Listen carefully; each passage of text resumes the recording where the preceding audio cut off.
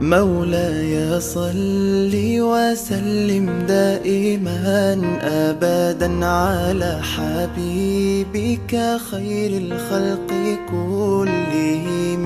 مولاي صل وسلم دائما أبدا على حبيبك خير الخلق كلهم. يا نبي سلام عليك، يا رسول سلام عليك، يا حبيب سلام عليك، صلوات الله عليك. صل على النبي وتبسم، ده النبي تبسم وتبسم، ده النبي تبسم.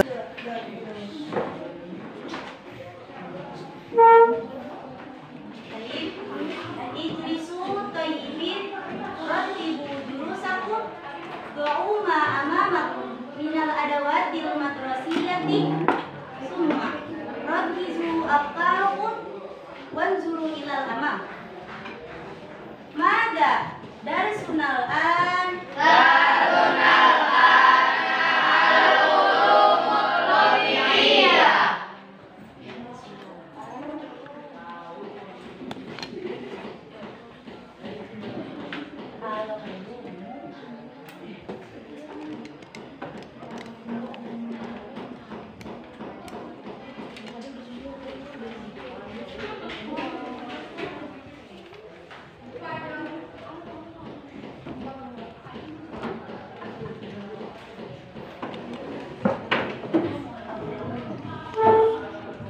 في أي تاريخ نحن اليوم من السنة الهجرية؟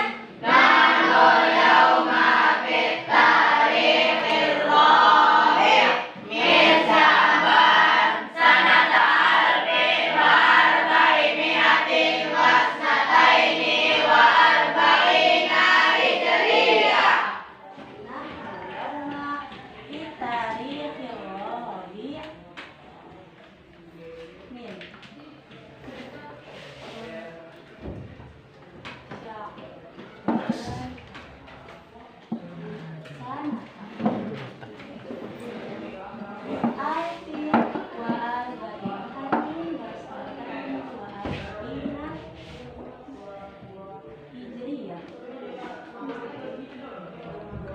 وفي أي تاريخ نحن اليوم من السنة الميلادية؟ نحن اليوم في التاريخ السابع عشر من مارس سنة 2021 ميلادية. نحن اليوم في التاريخ السابع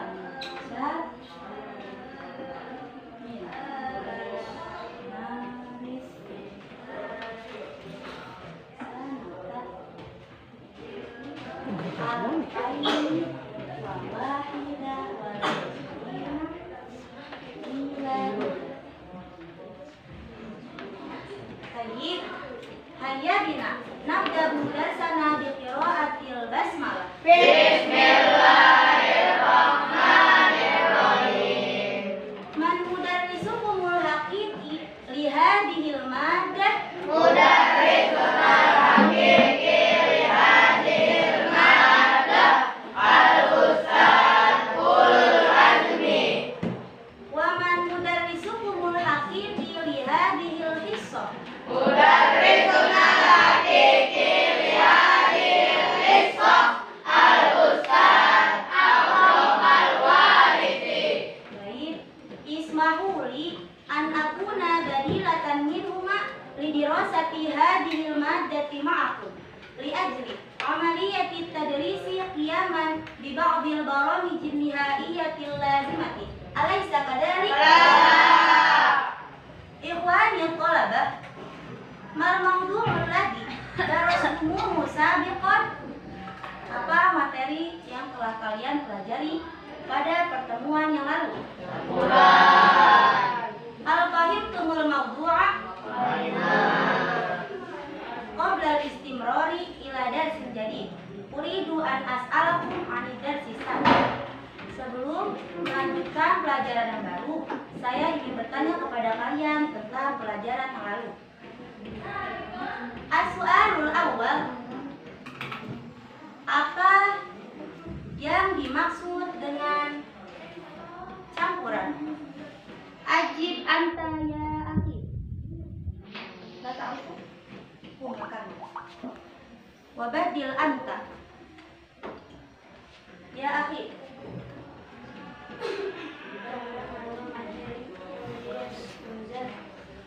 Yang masih memiliki sifat zat. Hal ijabatu sahihah? Nah, ijabatu sahihah. Wakan gitu.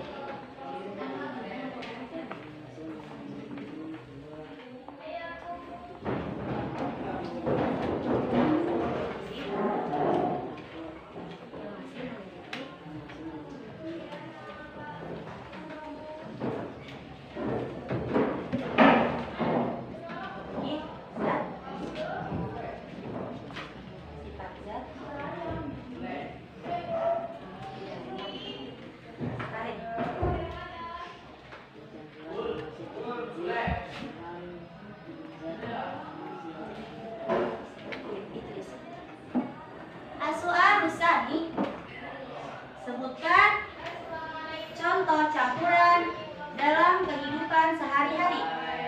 Ajib anta ya akhi.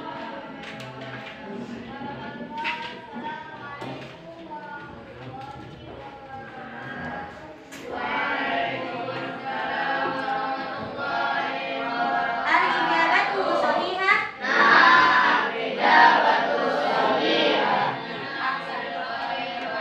Wal'an naf'u ila darsin jadid.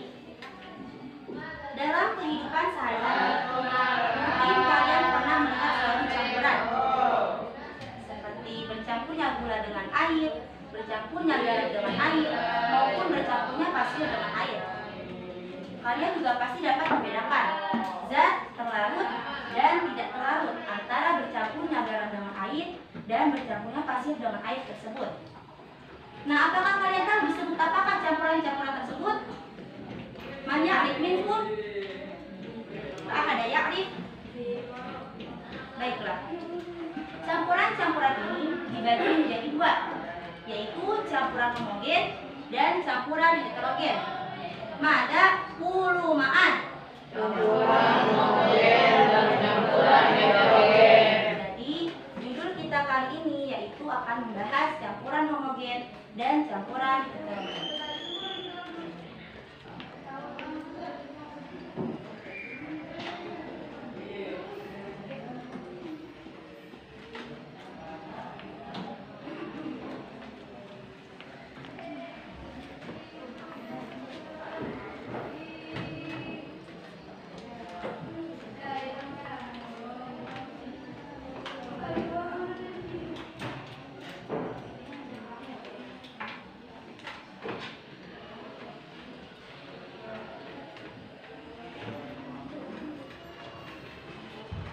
Baiklah, adik-adikku sekalian, dalam pembahasan kita kali ini, kalian akan memahami beberapa hal.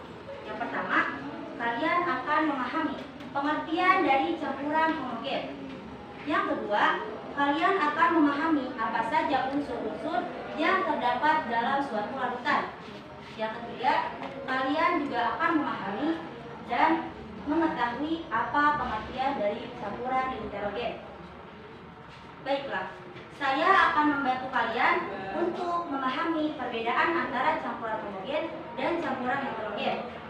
Simak dan perhatikan baik-baik. Saya akan menjelaskan mengenai campuran-campuran tersebut. Yang pertama, campuran homogen.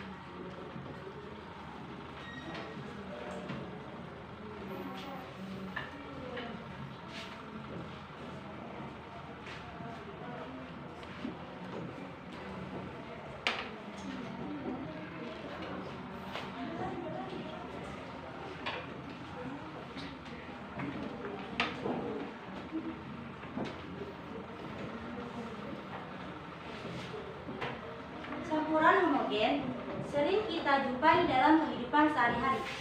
Larutan gula, larutan garam, dan larutan sirup merupakan contoh dari campuran homogen. Kenapa disebut dengan campuran homogen? Apakah ada yang tahu? Lah, ada ya, Arif? Karena gula, garam, dan sirup yang dilarutkan dengan air jika sudah bercampur, maka zat yang di dalamnya tidak dapat dibedakan atau terlihat sama. Jadi, campuran homogen yaitu campuran yang tidak dapat dibedakan zat-zat yang tercampur di dalamnya. Jadi, contohnya sudah kita sebutkan. Larutan gula, larutan garam, dan larutan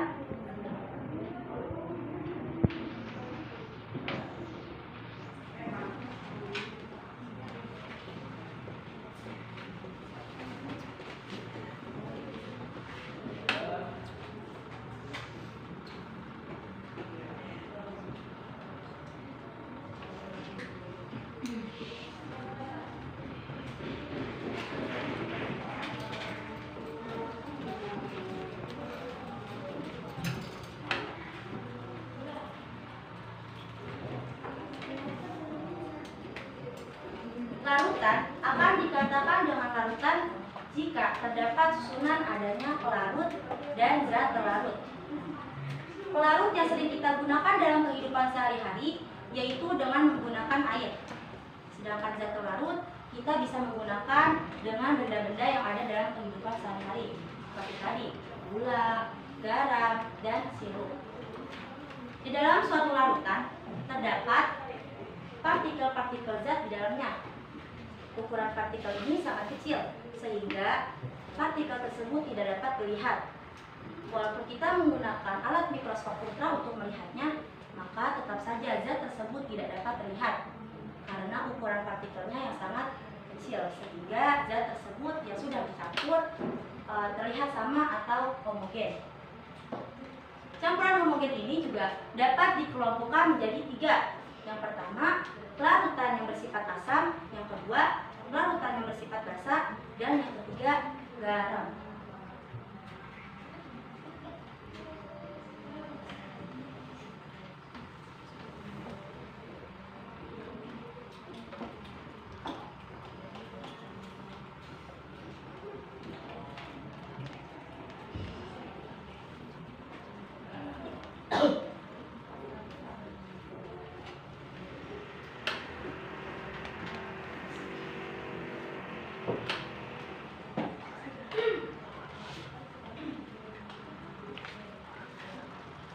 Nah, larutan ini, larutan sifat asam, larutan sifat basa, sering digunakan dalam bahan untuk pertanian, perindustrian, kesehatan, dan penelitian di laboratorium. Yang pertama, larutan yang bersifat asam. Larutan yang bersifat asam ini memiliki ciri atau tanda-tanda. Yang pertama, memiliki rasa yang masam. Ia tidak boleh dicoba kecuali dalam suatu makanan. Ciri yang kedua yaitu dapat menimbulkan korosi atau dapat menimbulkan kerusakan.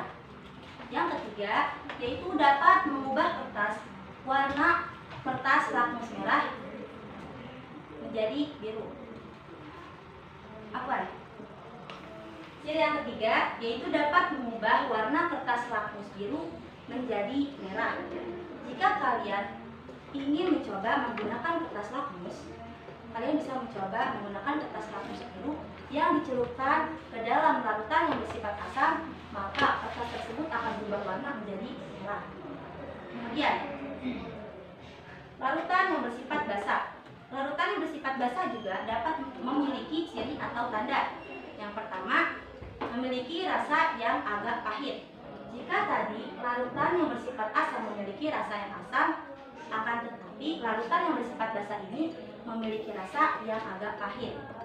Ciri yang kedua yaitu terasa licin di kulit.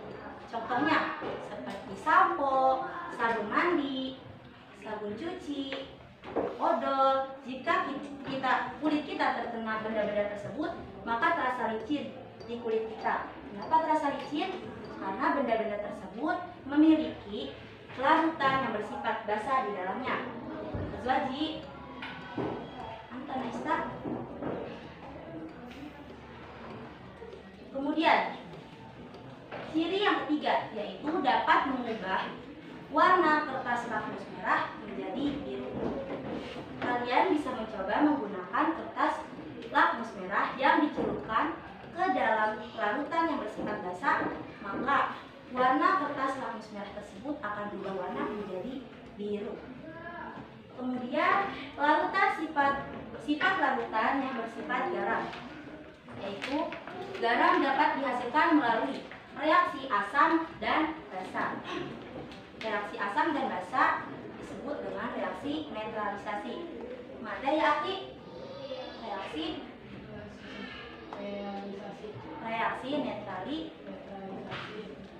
netralisasi. Nah, dari reaksi netralisasi ini dapat dihasilkan garam dan air. Garam ini sering kita jumpai dalam kehidupan sehari-hari. Contohnya penggunaannya untuk memasak. Al-fahimtum. Sekarang campuran heterogen.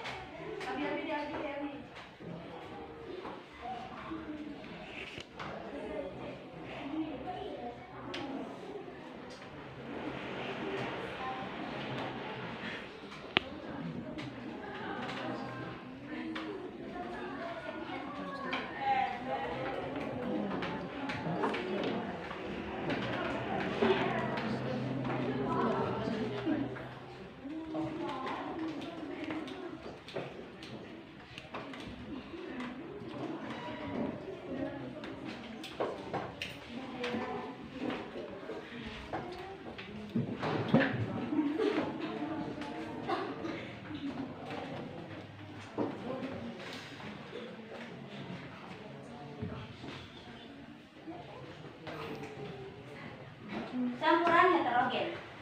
Campuran heterogen berbeda dengan campuran homogen. Campuran heterogen yaitu kebalikan dari campuran homogen.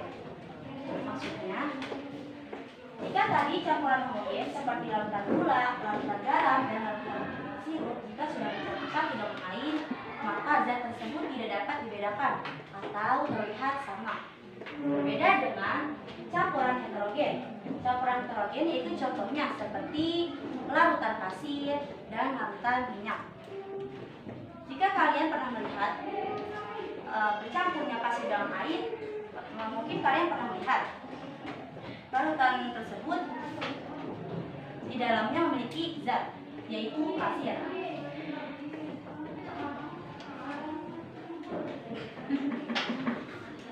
Bisa.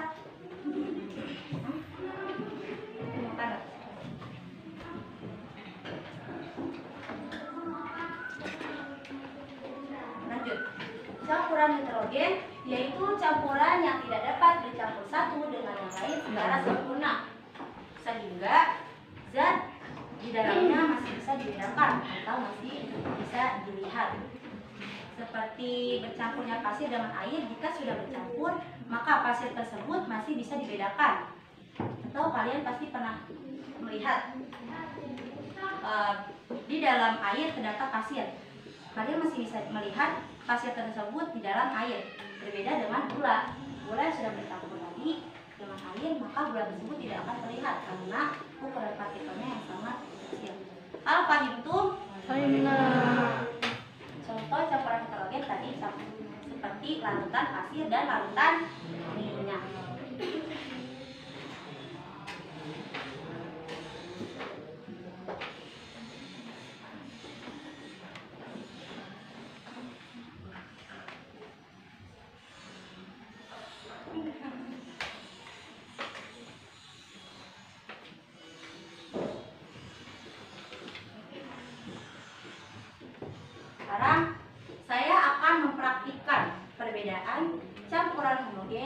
campuran heterogen.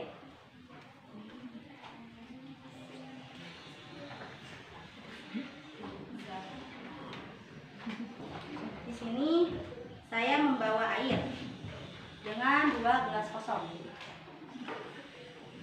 Kemudian saya membawa pasir dan garam. Pasir dan garam ini yang akan dilakukan dengan air. Yang pertama, kita masukkan daun.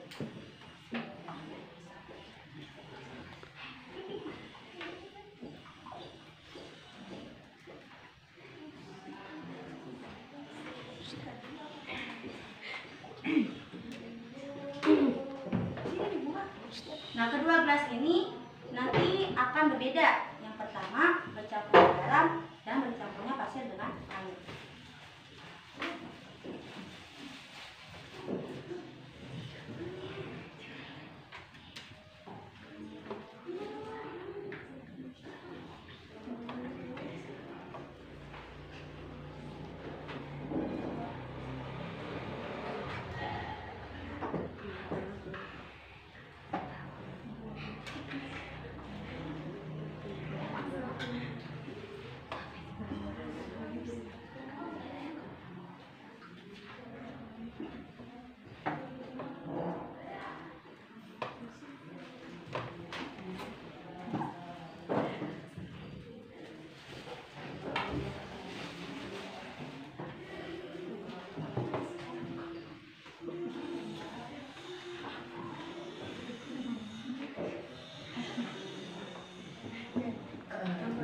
Banyak tidak jumpai dalam kehidupan sehari-hari. Larutan gula, larutan garam, dan sirup merupakan contoh campuran homogen. Dalam larutan gula, apakah kamu dapat membedakan zat-zat penyusunnya? Tentu saja tidak. Kamu tidak dapat membedakan zat-zat yang menyusun larutan gula tersebut. Jadi campuran homogen adalah campuran yang tidak dapat dibedakan zat yang tercampur di dalamnya. Wabadil anta ya akhi.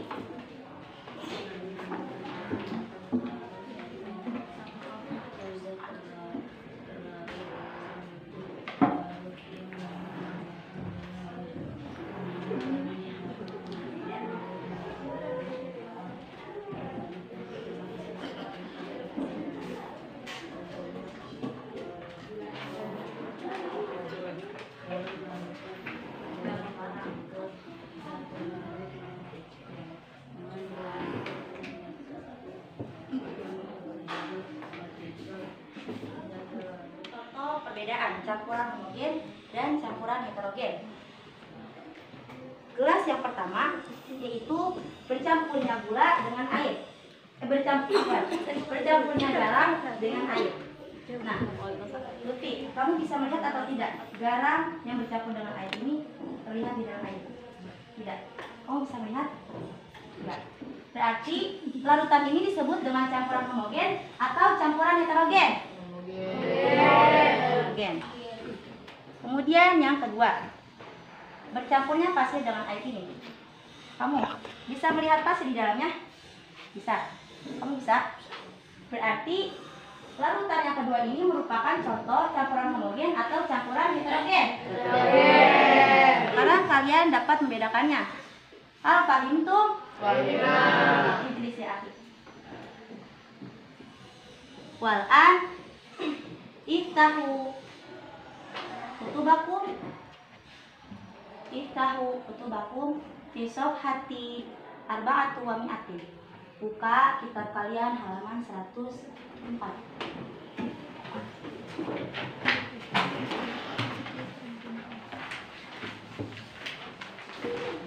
Patah tuh? Benar.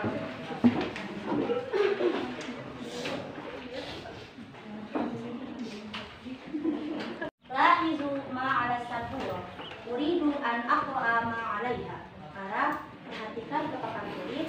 Saya akan membacakan apa yang ada di papan tulis. Bismillahirrahmanirrahim. Al-ulum at-tabi'iyah. Campuran homogen dan campuran heterogen. Campuran homogen yaitu campuran yang tidak dapat dibedakan zat-zat yang tercampur di dalamnya. Contohnya larutan gula, larutan garam, dan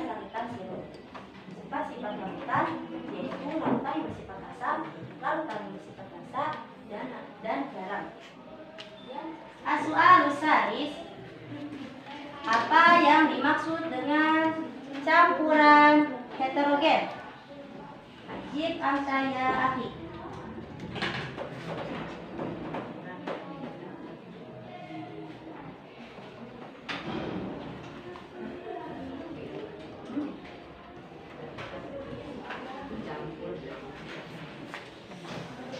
Al-ijabatu sahihah. Al-ijabatu sahihah. Baik, ahsanta. Ikhwani talabah, kabirahmatillahi azza wa jalla. Nasilul ana ila akhiri liqa'ina mubarak insyaallah. Wa arju minkum an tata'allamu wa an tas'au da'iman ala raf'i mustawayatikumul ilmi wal amali wal khuluqi. Wa khairu ma nahtatim darsana qira'atil